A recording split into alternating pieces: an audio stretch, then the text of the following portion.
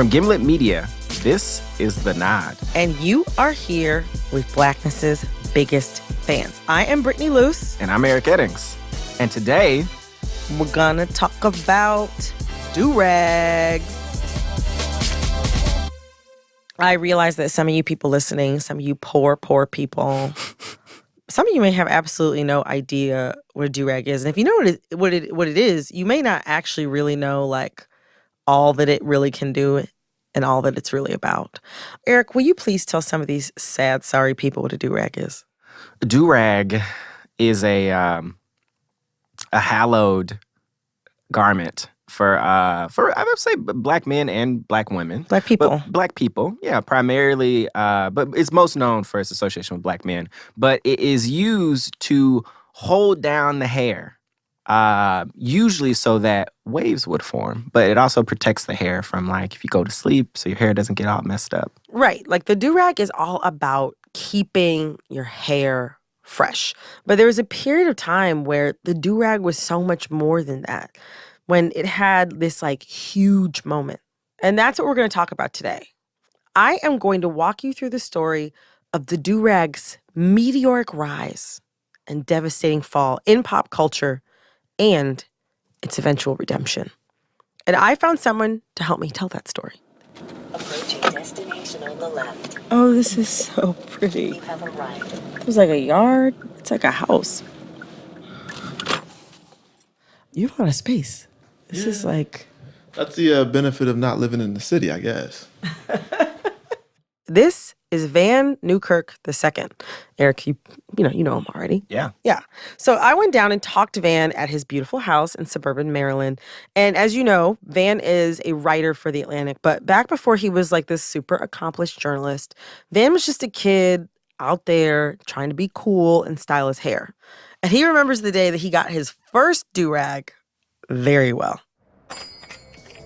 I went to the beauty supply store down the street, and this is in Rocky Mount, North Carolina, so we're in the country, right? So this is the beauty supply store in the country. You know, it is one of the 5 blackest places on earth. You walk in there, and, you know, there's not a whole lot of men's products in the beauty supply store. There's one little rack of men's products. You got your standard, your brushes, the little wooden brushes. Mm-hmm. You got some other Afro products, Afro Sheen, you know, your Stay Soft Fro. Yes. Yeah. And then beside all that, your Afro picks and all that stuff, they have the do-rags. And back then it was like two options. You got the black do-rag with the long cape, or you got the gray one. I'd known the one I wanted forever. It was that black one, the black do-rag with the long cape. The classic. I mean, you know, it's like the Jordan 1 of do-rags. So Van took his Jordan 1 of do-rags home, and he was a happy teenage boy, and he could not wait to put this thing to work. I was beaming, I was hype. I went upstairs to the bathroom, and I mean, I wanted to put it on right away, right? But I had to get my waves right. So I spent the day up until bedtime. I brushed maybe 500 times. I had like 500 strokes. I just knew when I woke up the next morning, I was gonna have the 360th of waves, right? Mm-hmm. What happened the next morning? My waves were not 360. They were actually worse than they were before. Tell the people what 360s are. 360 waves. One, just for the record, this is a peak moment in my life to be defining peak 360 waves as a part of my job. But 360 waves, basically when your waves are so defined that, like, you have little concentric circles starting from the crown of your head going all the way out to the edge of your hair. And they're like shiny and, you know, not greasy if you're doing it right. Well, I mean, so Van had not mastered the art of the 360 wave, but, you know, getting the do-rag was still kind of a win because it served another purpose for Van. I had a group of kids I guess teenagers that I played Yu-Gi-Oh cards with and stuff. Like, I mean, real black nerd culture. They all wore do-rags jerseys, and we just played like trading card games with each other. And I had my freshest tall throwback jersey on. And, you got to take the do-rag off right at the last moment so people can see the lines. And I had a still red line right in the middle of my head. And I went to school, and I remember one of the guys that I played with all the time, he was like, Newkirk, you got a do-rag. And I'm like, yes. Yes, sir. So Van, he gets this do-rag, he's got this line on his forehead, and all of a sudden his friends are looking at him kind of different, right? I mean, getting waves wasn't even the most important thing to Van. It was the do-rag. That was the thing that made him cool to his friends. Because, like, during this time, do-rags were cool. Like, I have so many good memories of seeing, like, very cool men. And, it was men. Women, we've always worn do-rags, but they're more of, like, a private thing. Like, you kind of wear them around the house, maybe in the car if you have somewhere to go. But we're talking about a specific moment when black men were wearing do-rags all over the place, publicly. Like Ja Rule, obviously, like LL Cool J, he kind of switched from the Kangol to the do-rag. Oh my God, Nelly. Yes. Nelly. Suit. Mr. Sweatsuit himself. Nelly, hot in here. He always had on a do-rag. I know you have a favorite do-rag memory. Oh, yeah. It's Cameron on Rap City, The Basement, the moment when he freestyles. This was a very significant moment in my life, if I'm being honest. Please share with the class. So I used to come home. Every day. I would be the first to get home. And I would come home, I would watch Rap City, The Basement, And I'll never forget the moment where I come home, I cut on Rap City, The Basement, and Cameron was there. Dipset was there, actually. And, Cameron was one of the leaders of Dipset at that time. Yes. And I'm just going to pull it up real quick. Dipset, Rap City, The Basement. We'll break it down real quick, yo. Hey, yo, look, dog, I bought Villas. So he had on this beautiful, luscious, like, short sleeve Coogee shirt. I see this. Very pink. And he's got a white do-rag with a pink bucket hat over it. And he's got the beautiful, like, big eagle Dipset chain. Oh my gosh. Crazy earrings. And a big stack of money in his hand. Like, this man is money in this moment. He is success, and like, it was all like accentuated by his do-rag. It was a beautiful moment. Visits my spam, listen to me, listen. I miss the era of the BMBBs. I was ducking GM. But see, here's the thing, and I'm going back to our hero, Van here. Wearing a do-rag may have made Van feel like, he was like ready to count bills on Rap City. But not everyone in Van's life thought that a do-rag was so cool. It was the first time in my life I was wearing my hair differently than the other men in my family. It was such an expression of individualism. It really was the first time I stepped outside my parents' worldview, and that led to some things. One of the things that it led to was a break in a very important tradition. You go every 2 weeks to get a haircut. It was clockwork. You go to the barbershop and you talk your trash. The barbers were my dad's frat brothers. My little brother was a little boy then, and we got cut 1, 2, 3. And when I started not getting cut 1, 2, 3, it was like a big break from just a ritual that I had with my dad and my brother. That was bigger than I thought it would be. Then it was actually a legit scandal in the family. You're not going to get your haircut with your dad? What are you doing? My dad, he always took it hard because he thought I was rejecting him. It was, that was one of those rituals you didn't break. And I broke it. And it ruffled some feathers. So all kids kind of go through something like this in their lives. That moment where you're breaking away from your parents, trying to become your own individual, and even, as Van said, ruffling some feathers. So Van was ready to take that step toward independence. But Van wasn't really ready for what would happen next for him and his trusty do-rag. That is coming up after the break.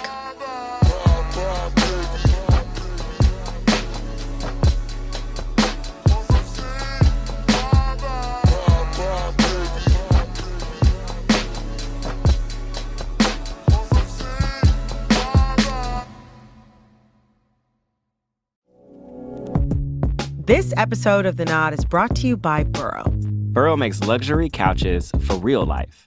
And recently, Burrow sent me a couch. It came in 4 boxes, and I gotta say, it was pretty easy to assemble. I know. I mean, I have one. I do. I have I had one first. Okay, it's competition. With you, it always is. Burrow couches are modular, meaning you can customize the size of your couch to fit your lifestyle. And you can also customize things like color and armrests. Wait, so what does your couch look like? Like, what did you get? So I got 3-seater. And then I wanted something kind of bright. So I got the gray, the light gray. So basically what you're telling me is that you picked out a couch that is exactly like the one that I have. We have mostly the same couch, but you got the low arms and I got the high arms. And I didn't consider, now mind you, the couch looks great. But I came over to your apartment recently. Yeah, my domicile. And I happened to lay my head down on the low arm side. Nice, right? And I realized, damn, I wanted the low arms. Even when it comes to customizing a couch, I literally always win. You know what? Never mind. I love the high arms. Hurry and get your own unique Burrow couch today. And to get $50 off your order, use promo code THENOD at burrow.com. That's BURROW.com. Offer code THENOD. Welcome back. Welcome back. So when we last left Van, he had, ruffled some feathers within his family by kind of breaking their barbershop tradition. Even though he was allowed to wear a do-rag to sort of achieve his wavy look, he was not allowed to wear one outside of the house as a fashion statement. But all of that was about to change. Because for the last 2 years of high school, right when the do-rag was at its zenith, Van actually went away to boarding school, where he was finally free to live his best do-rag life. I was getting a little wild in high school. In boarding school, I had cornrows for a little while, and I wore the do-rag over the cornrows. That was the thing, right? Mm-hmm. You got the spaces greased up, and you wore the do-rag. I was wearing 2 do-rags. It was just really my parents were there, and we were wilding out. It was me and 5 other black kids, basically, and everybody tries to out-black each other, right? So everybody's trying to take it to the max, see what you can get away with in this 97% not black school. I had a platinum FUBU jersey, double XL 05 platinum FUBU jersey with a tall tee underneath it. I had South Pole baggy jeans, but I wore my shirt long enough to where you couldn't see the tag. And I had a pair of Forces with laces to match whatever other accessories I was wearing. And sometimes I had the 2 laces where you could do the real fat laces with 2 different colors. And I would just wear the do-rag and a headband. And I would match the headband with wristbands. And so I would have a white do-rag, a red headband, red wristbands, and red and white shoelaces. Me and my boys link up and we would go to parties, and the whole squad, everybody have a different do-rag on, different colored do-rag. It's like the Power Rangers, right? I actually wish that the Power Rangers, instead of wearing helmets, that they did all wear do-rags. It might be more protective that way. That's true. This is peak do-rag. In the early 2000s, you saw do-rags everywhere. I mean, you were seeing people wearing them at school or at church, at the mall. They were kind of inescapable. It was everywhere. Another place where do-rags were kind of everywhere was NBA basketball. Sports, yeah. But there's one guy who was... I know. I know who you're talking about. Mr. Allen Iverson. You would be correct. Yeah. He had the do-rag. It was popping. He just brought a lot of flavor into the mix. You know what I mean? Yeah, he's like the avatar of hip-hop, basketball, and everything else that's wonderful and great. That's exactly why Iverson was the #1 do-rag role model for Van. He gave a press conference while on Team USA in a Team USA red, white, and blue do-rag. And I was, man, that was patriotic, right? It was like Captain America. That was my Captain America on the screen. So so Allen Iverson, you can bring his name up now and, he'll get lots of love. But also, he also wasn't the most chill, you know what I mean? Easygoing, fun to be around. No, no, no, no, no, no, no. He was very authentic to himself in every single situation. That's actually a perfect way to put it. Like he was always like he was always butting heads with his coach. Mhm. He was consistently getting in trouble off the court. But also like you said, like he was himself. And like to be this black man who had millions of eyes on him out in the public eye, not really giving a shit about what white people thought about him, like that really like struck a chord with Van. His ability and willingness to get out there and speak his mind, to express himself, and to never be afraid. One of the things that I always dealt with as a kid was fear. It was fear of being judged, fear of not fitting in, fear of not making it somewhere because I was too black, or maybe because I was too not black. Allen Iverson was a perfect antidote to that. That's what I looked up to. He was all of these things that Van wanted to be, but he was also exactly the person that Van's parents did not want him to become. Oh boy, my parents hated Allen Iverson. They wouldn't get me Allen Iverson shoes. My dad thought he was just exactly the kind of image he did not want his son to have. And it wasn't just Van's dad who felt that way about Allen Iverson. You know what I mean? Like even just thinking about the way that he probably seemed to other people, like a black man, black do-rag, bad attitude. And for the NBA, this image was problematic. Allen Iverson came in the league and everybody was like, oh, there's question marks around this young man. They're all whole, pearl clutching. And they were really worried that an image issue. So the NBA kind of seemed like it was looking for a reason to crack down and have more control over the image of its players. And then something happened, something that kind of gave the NBA the excuse that it needed to make some new rules. And that thing was malice at the Palace. And Wallace is fouled, and Wallace did. Wallace right at our chest. This has potential to be serious if they don't get between. So Malice at the Palace, 2004? A giant basketball brawl between the Pacers and the Pistons. And Ron Artest was in the stands fighting fans. Some fans got injured. Multiple players were like throwing blows on the court. The whole game just devolved into a giant brawl. And it really, really pushed the NBA to start thinking about its image. And unfortunately, for me, what they came up with was the NBA was too aligned to quote unquote street culture, and they needed to make a change that way. And it was just a little while after this that the NBA created a dress code for its players. And the dress code, banned do-rags. Also, you had to wear a blazer or ridiculous, And I think Allen Iverson, and my favorite player, he saw it as an attack against him personally. And I think it was. But it didn't even end there. You know how things happen, like major event happens in the news and, it's all in public discourse. Everybody's talking about it. Everybody has an opinion. And eventually, those attitudes, they trickle down. And eventually they trickle down to Van and his classmates. Because me and my friends, we would, go to lunch. We'd be in class in do-rags and, we just wilding out, acting out. So that whole uniform, there were some real people getting their, panties up in a bunch about black kids going to class in tall tees and stuff. The rules against that passed while we were there. In the 2 years I was there. It was rough. I mean, if you think back, do-rag bans in the early 2000s were pretty common.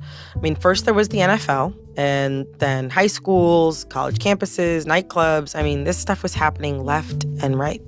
Any place where a whole group of young black people could meet, they were going to have a do-rag ban.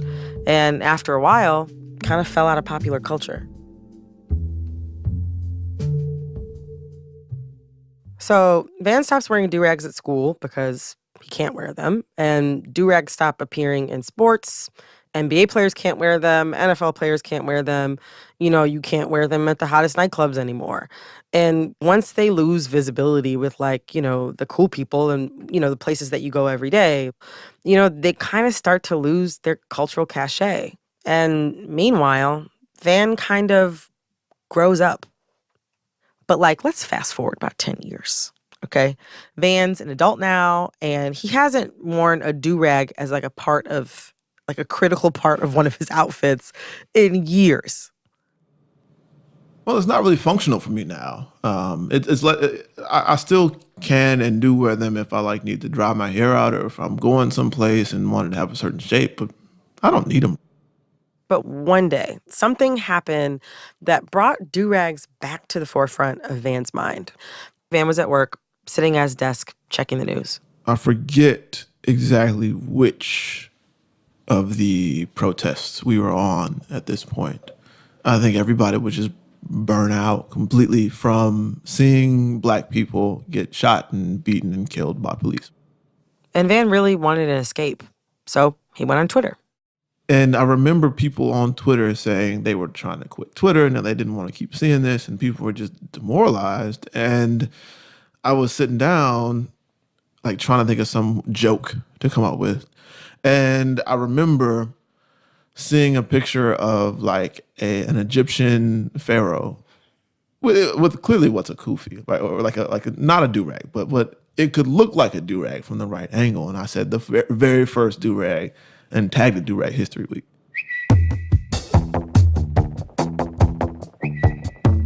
And from there, I mean, you know, the whole thing kind of blew up. I remember it was going pretty well in the morning and I had to go to work and I was not paying attention to it at work. And I came back and there were like thousands and thousands of tweets. Black people are good for this, right? They'll take a joke and take it to the moon and back. Yeah. And just like that call and response type one-up game, Black folks, you know, they were finding pictures of all these do-rags. I had no intentions of it being viral or celebrated. It was just a joke inspired by being sad on Twitter. Eric, you remember when that Do-Rag History Week hashtag popped up? Yes, it was a good time. Yes, it was a good time. People on Twitter, specifically Black Twitter, were one-upping each other with these amazing photos of people wearing do-rags or things that kind of approximated do-rags. It was a wonderful moment of traveling through the history we create and celebrate. I'm gonna pull up some pictures of it right now.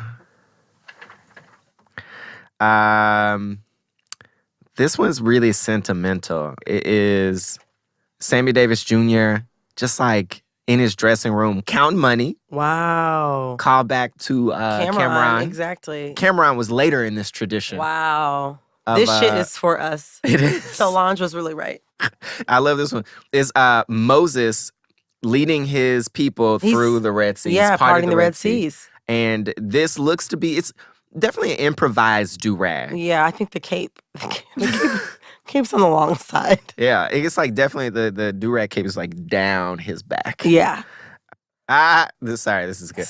It says, rare photos of Moses controlling all types of waves. That, I tell you, there's some good writing on Twitter, man. Oh, my God. So that was the first year of Do-Rag History Week, but Van's kept it going, actually. And even since then, Do-Rag History Week has provided comfort for people looking for a sense of community during, you know, troubling and confusing times. Actually, Do-Rag History Week was still going on when Donald Trump won the presidency. How did that feel? I'm a political journalist. And so my job that night was to follow the news, right? And it was, I didn't sleep. I was on for maybe 48, maybe 72 hours. And just trying to figure out what happened. And then coming back to social media after all this and seeing people still posting Do-Rag History Week posts as another, I guess, coping mechanism. It was just fascinating. And it was, you know, I think really neat to see people leaning on it that way.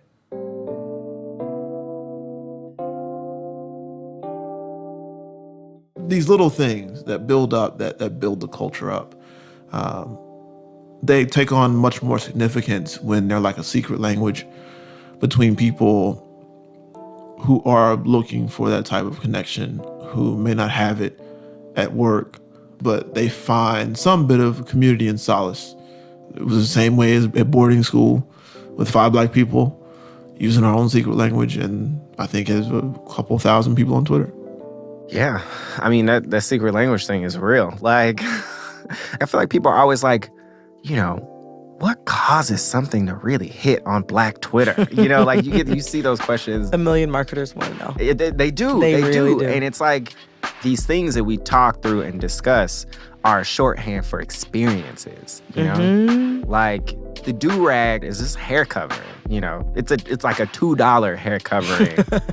that hair covering is a shorthand for these experiences that like mean so much. You know, the do-rag to me is like, it's one of the most perfect objects in that way. It's like everybody knows what it is, and everybody's seen one, but only a few really know its true power. That's very true. That's very true. There is a long-running debate now over whether President Obama wears do-rags. I think he does. And I think we've caught him with do-rag lines. This was a real forensic investigation over whether Obama wore do-rags. Now, some people say it may have been fur on his brow or something like that, but I am convinced they wear do-rag lines, and I am a do-rag truther. You're a do-rag.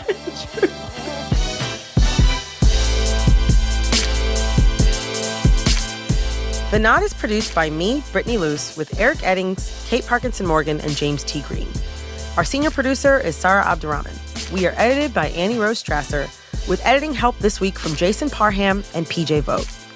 Engineering from Cedric Wilson. Our theme music is by Khalid B. Other original music in the show by Khalid B, Bobby Lord, Dynamedian, and Nana Kwabena. Our fact checker is Nicole Pasulka. If you want to see some of our favorite images from Do-Rag History Week, including the ones we mentioned on this episode, you should subscribe to our newsletter. Yes. Go to gimletmedia.com/newsletter to get the Nod newsletter sent to your inbox every week. You won't regret it.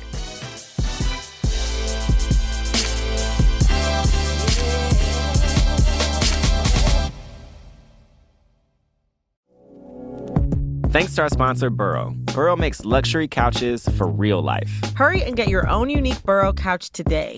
And to get $50 off your order, use promo code THENOD at burrow.com. That's BURROW.com. Offer code THENOD.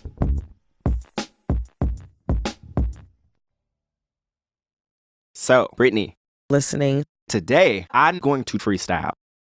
Wait. Yeah. Yeah. Yeah.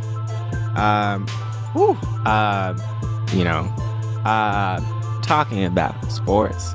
Talking about sports.